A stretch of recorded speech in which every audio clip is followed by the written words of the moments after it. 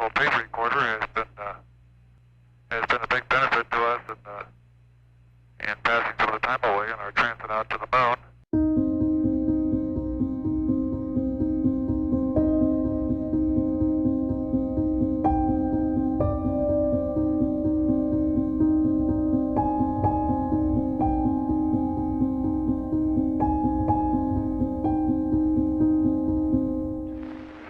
The crew of Apollo 13, wishing everybody there a nice evening, and we're just about ready to close out our inspection of Aquarius and get back for a pleasant evening at Odyssey.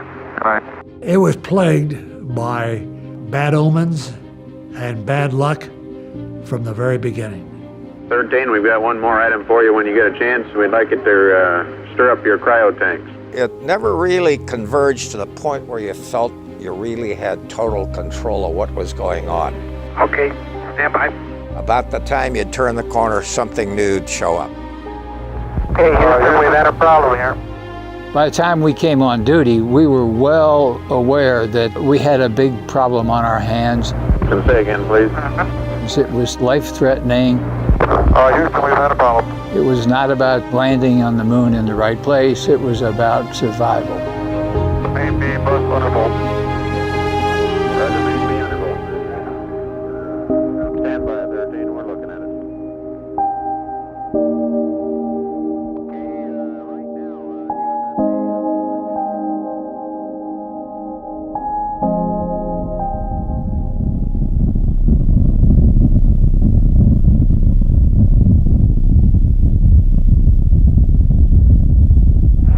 Saturn V building up to 7.6 million pounds of thrust, and it has cleared the tower. This is Mission Control Houston. We appear to have a good first stage at this point. Okay, Fata. We're go, flight. Looks good here. Guys, that's good, flight. Okay, Econ, GNC. Looks good, flight. Looks good, flight. Okay, Sergeant. Looks fine. The crew was Jim Lovell was the commander. Jack Schweigert was the command module pilot. Jim I had worked with as a backup crew on Apollo 8. When he flew Apollo 8, I was the backup lunar module pilot on that mission. And then we worked obviously as a backup crew for Apollo 11. I backed up Buzz Aldrin on that mission. Jack Schweigert, because of a measles threat, replaced Ken Mattingly 2.5 days before launch. So that was something that never happened before or since, I don't think, on a mission. Flight Dynamics Officer says the trajectory looks good. We show a 1/2 mile in altitude at this time.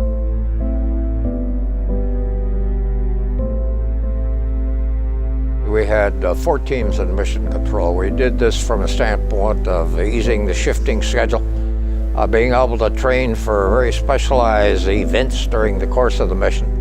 And then one of us always designated as sort of a lead. And basically the objective of the lead was to address any crises that come up to get your team off the console, and the remaining 3 teams would continue 24/7 support for the mission, as well as picking up a lot of the actions related to the getting the crew back home. I happened to be on console at that time, and we're just right at the very end of our shift. We're preparing for crew sleep period. And one of the last things you do is take a look at the cryogenics and see if you need to stir them up, make them uniform. So you got equalized pressures going into life support system, the fuel cells. We've got one more item for you when you get a chance. We'd like it to stir up your cryo tanks. In addition, I have a shaft and trunnion. Okay. For a look at the Comet Bennett if you need it. Stand by.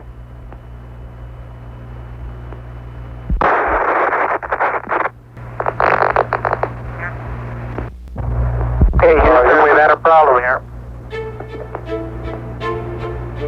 Can say again, please? Houston, we've had a problem. Glynn was coming on with his team at that time, reading the log, preparing for handover. By the time we got to handover, we knew full well that we had to take care of this thing in terms of an emergency. We were handling something that we knew was out of control. And in this case, every team that came on was dealing with a major set of problems. I assume you've called in your backup ECOMs? Flight, say again? Have you called in your backup beacons now? See if we can get some more brain power in this thing? We got one here. Roger.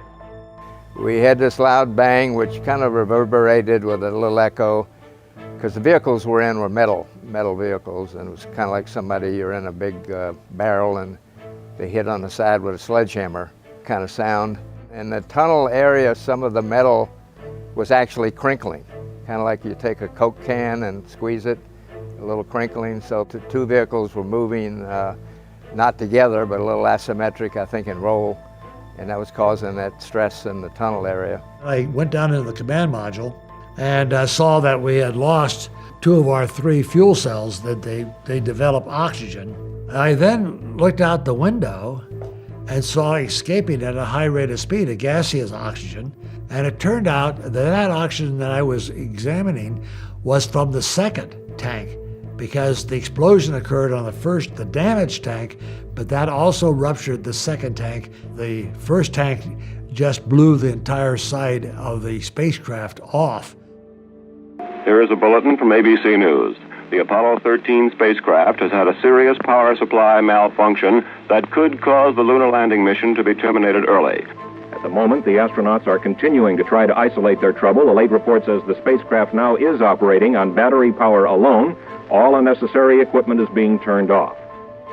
Oh, within a couple of minutes when I got to my position, from looking at the instrument panel, 2 meters had the needles on oxygen tank 2 in the bottom, and they were fed by different sensors, which are unlikely to fail at the same time. So I knew we lost tank 2. Without looking at mission rules, I knew that was an abort. Here in mission control, we're now looking towards an alternate mission, swinging around the moon and using the lunar module power systems.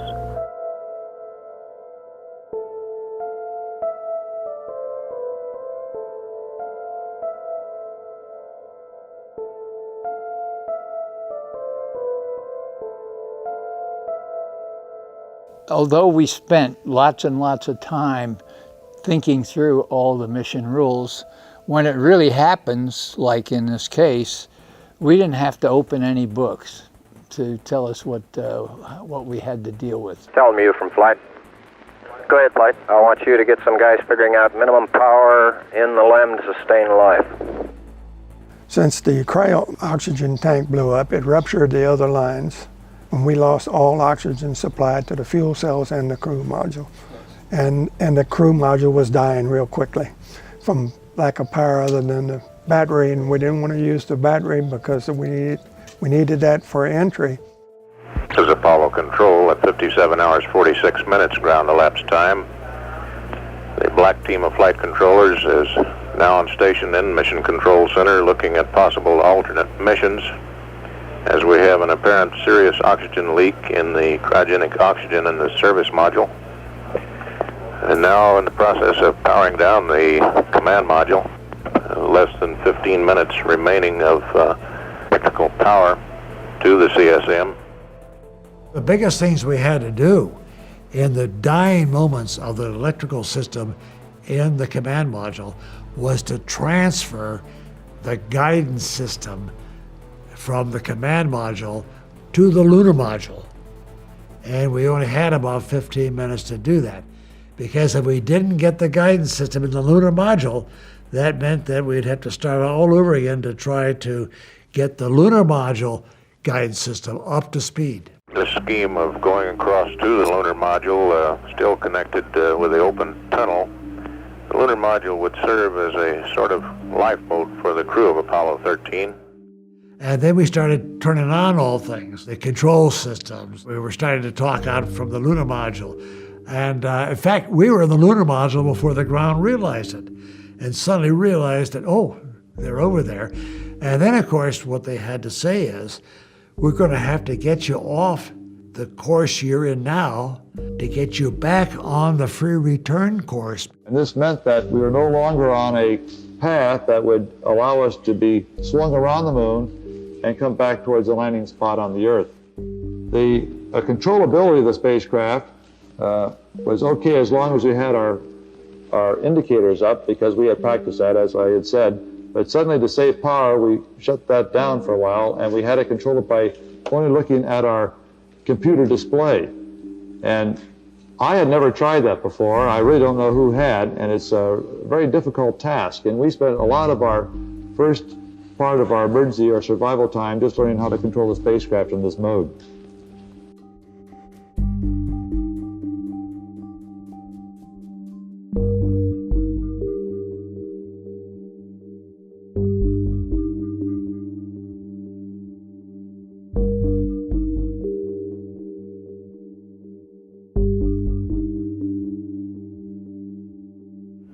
The parasynthion near the moon, they would use the descent propulsion system of the lunar module for trans-Earth injection burn at about 79 hours, 30 minutes ground elapsed time.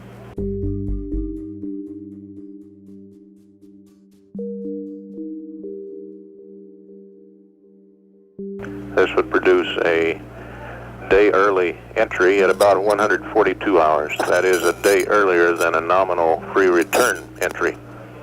We're continuing to monitor the situation and still live on air ground.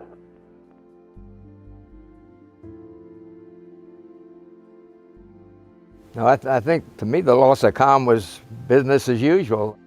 Every mission, as you went around the backside of the moon, you had LOS and then AOS, and I didn't have any reason to figure we wouldn't be back in the communication when we came out the other side.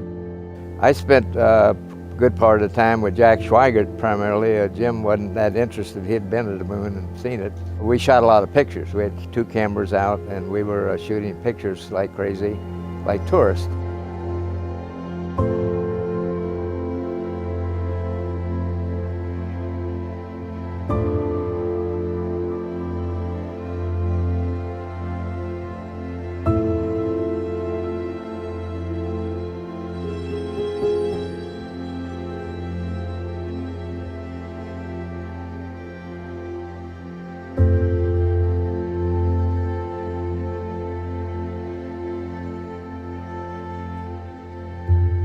We are about 70 hours from home, and we think we have the situation in control. We've projected the consumables as I've described, and we have a plan for carrying out the rest of the mission, but there is going to be no relaxation at all as far as that goes from now until splash.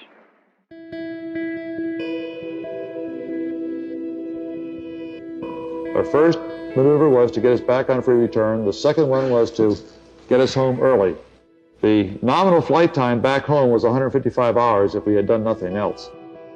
But because consumables were critical, and the ground was calculating consumables, and Fred was also doing the back of the envelope type calculation, which he figured if we were lucky we had about 1 hour spare consumables left before we landed. We had decided, or the ground had decided, to burn at about 2 hours past the moon, at about 79 hours, a maneuver to shorten the time to get home again. Plus X, Raj. We have ignition, Raj. 13%. Ground confirms ignition. 40%. Raj, 40%. Let's get it 40. Houston copies.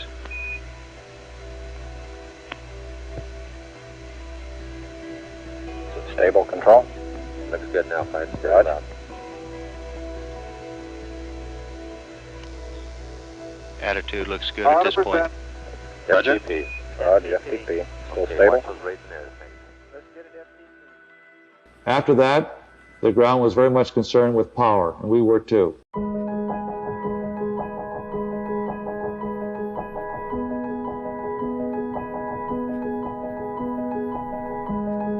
Command module just slowly kept going down in temperature until I think just prior to reentry, it was down to about 38 degrees.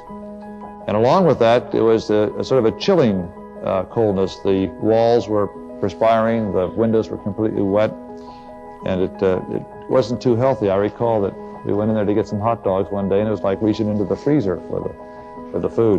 One of the potable water lines was frozen the morning of entry on the last day. That's how cold it was in there, without active thermal control. Of course, as the temperature went down, we became concerned about keeping warm. And Fred and I broke out our lunar boots, which we had stowed away in the lunar module, and Jack looked at his wet feet a couple times. But he had an extra set of underwear, so he put that on.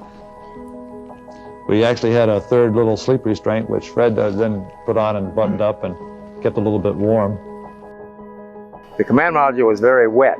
The water separators weren't working, either in the LEM or the command module, and there was water everywhere. In the LEM, there's no inner walls, so you could see water on all the connectors, wire bundles, plumbing, every turn, a glob of water. And the command module, we actually had to get towels out to wipe off the instrument panel to see the instruments.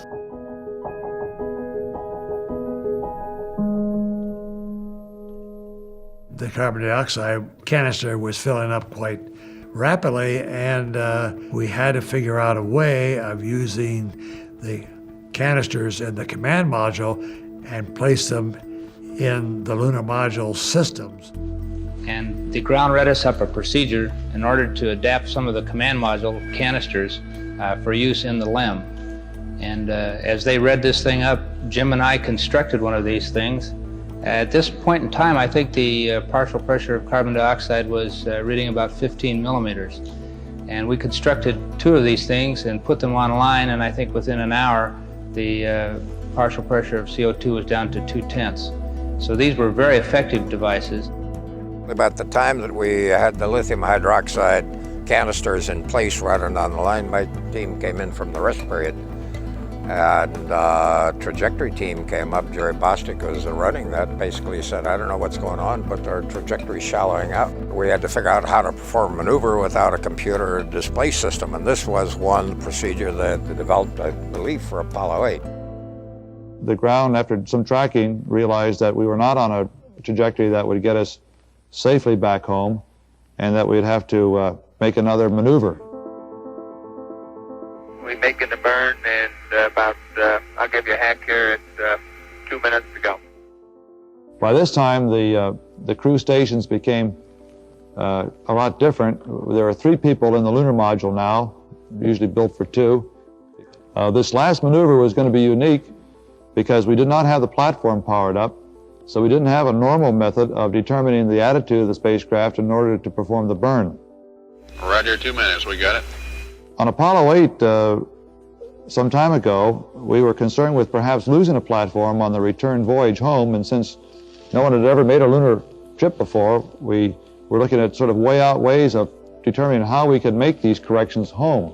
And some of our people here at MSC had come up with an idea about using the terminator of the Earth to orient the spacecraft and then the sun position to get orientation and pitch. And with that knowledge, we could then make corrections to correct our angle of entry into the atmosphere. And mark it 1 minute. And as you know, I think that the angle of entry into the atmosphere is a very small angle, only about 2 degrees, and so it has to be controlled very closely, and that's what the main tracking is for. So at 105 hours, they gave us instructions to relight the descent engine, to orient the spacecraft in this manner, and give this particular procedure a try. And when they read up the procedure to us, I just couldn't believe it, because even on Apollo 8, I thought I'd never in all the world have to use something way out as this. Engine arm to descent. And because it was a manual burn, we had a 3-man operation. Jack would take care of the time. He'd tell us when to light off the engine, when to stop it. Fred handled the pitch maneuver, I handled the roll maneuver, and I pushed the buttons to start and stop the engines. Ignition. Thrust looks good.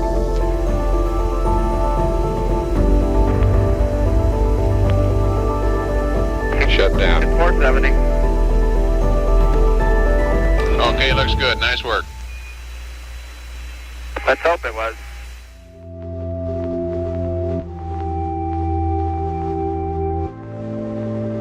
Everything got stacked up to the end. We had a dead mothership. Another big challenge for the ground was to build the procedure in about 3.5 days, how to power it up. We had no procedure to power it up. It had never intended to be ever shut down. And that was a pretty monumental task for a lot of people on the ground. We've run these simulators both here and at the Cape and at the contractors that continuously, ever since last night, we've tried to simulate virtually everything that we've had the crew to do that is non-normal that they've done, and we've proven most everything that we've been able to run on the simulator prior to passing it up to them. There may be some details we haven't done, but at least we've checked the feasibility of everything we've done, and we'll continue to do that. We really threw away the book. We had never powered down a command module in space, and we had never reactivated one. And Jack wisely said, well, the first thing was to push in all the circuit breakers with panels on each side. And he said, let's punch in, we'll time it, we'll punch in 6 and stop and see if we smell burning wire, which you can tell when wire's burning. And then we'll step ahead and do the next 6. So we went through the initial activation that way, knowing things were wet. Now, we were, I think, saved in a second-hand way by the Apollo 1 fire, because they rewired totally both vehicles, so everything was virtually waterproof. Normally when you come home, you have only the command and service module. So the only thing we have to get rid of is this service module just prior to entry of the atmosphere. Coming home now, though, we had a dead service module. We had a command module that had no power to it. We had a lunar module that was a wonderful vehicle to travel home with, but didn't have a heat shield, unfortunately, and surely we'd have to abandon her. And Jim and Fred were in the LEM and using the translation controller to give us some velocity, and when Jim yelled fire, I jettisoned the service module. And it went off amidst a lot of debris, which is usual, and Jim began to pitch around to try and photograph it. We copied that report from Jim Lovell of service module separation at 138 hours, 2 minutes, 8 seconds. I finally caught sight of the service module as it tumbled around in view. And it was, to me, sort of an amazing sight. And there's one whole side of that spacecraft missing. Is that right? I didn't realize that this whole panel by the high gain antenna was blown clean off right along the area where the panel normally swings open. I could see the interior. I couldn't see exactly what was damaged. I could see material hanging out from the interior. Right by the high gain antenna, the whole panel is blown out, almost from the base to the engine. Copy that. It's really a mess. So now we have the command module and the lunar module together, which is an unusual combination. We've never flown this before. Then a little later, with an offset angle, we blew off the LEM, basically. We had to pressurize the tunnel and blow it off to get the separation kick of the LEM. And again, that was done very late. We couldn't jettison that until we knew for sure that the command module was in the proper place, the proper time, the proper angle. If we came in less, we'd skip out like skipping a stone on water. If we came too high, we'd burn up just like a meteor in the atmosphere. We're up now on 3 minutes until time of drogue deployment. Standing by for any reports of acquisition. Got a report that a Raya 4 aircraft has acquisition of signal.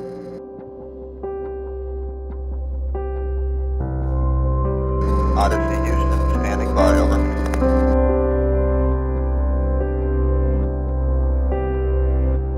Okay, we read you, Jack. That was command module pilot Jack Schwinger. We're looking at the weather on TV and it looks just as advertised, real good. It's been 2 minutes now from time of drogue deployment.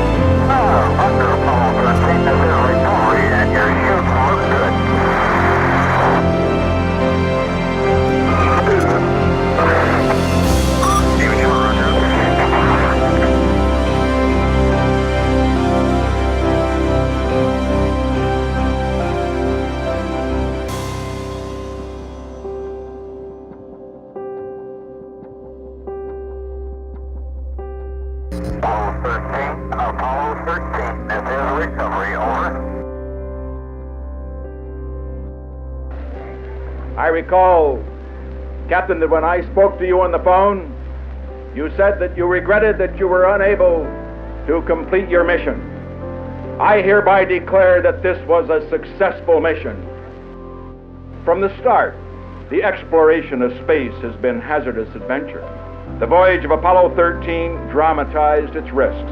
The men of Apollo 13, by their poise and skill under the most intense kind of pressure, epitomized the character that accepts danger and surmounts it. Once we were into entry, which was incidentally done fully automated, it was pretty much the normal entry all the way down, and all 3 chutes came out.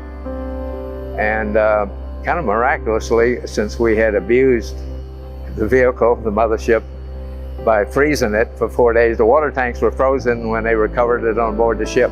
So we exceeded specifications on all the avionics, certainly. It gave us the second most accurate splashdown of the program. So it was a question of getting this entire world geared and oriented to one single job, get the crew home. And boy, the teams worked out great. And it didn't need coaching. It just happened. And we all knew each other. We all were comfortable with who could do what and so on. So there you are. We pulled that off. Actually, I guess when the parachutes came out and they blossomed and we landed on the water and didn't sink, I think we were home safe. Well, of course, when we hit the water, we were very happy to be back home, and we commented on that fact. The recovery of 13 was almost textbook recovery. It was a calm day. The actual splashdown itself was very mild, and the Navy did a grand job.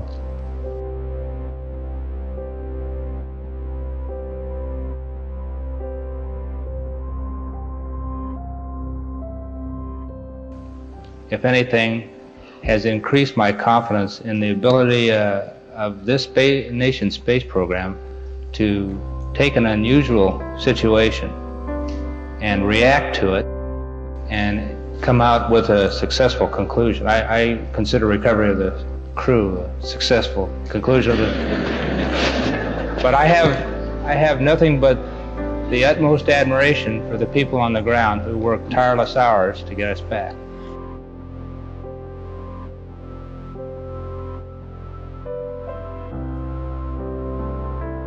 Sometime this year I'll have had 15 years with NASA, and I don't figure I'll retire for another 30 maybe. So I'll just do whatever job the agency decides is the best place I can be and to contribute the most.